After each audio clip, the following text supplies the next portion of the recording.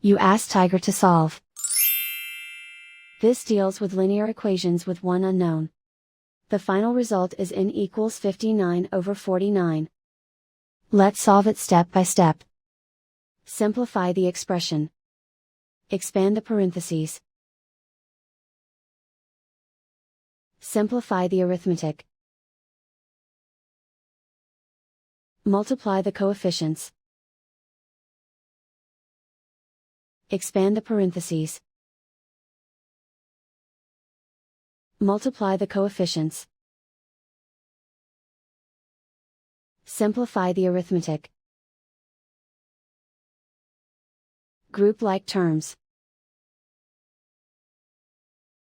Simplify the arithmetic.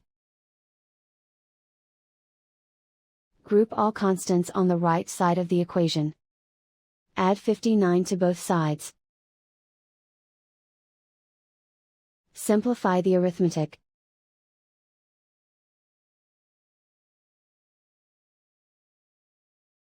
Isolate the n. Divide both sides by 49. Simplify the fraction. And so the final result is n equals 59/49.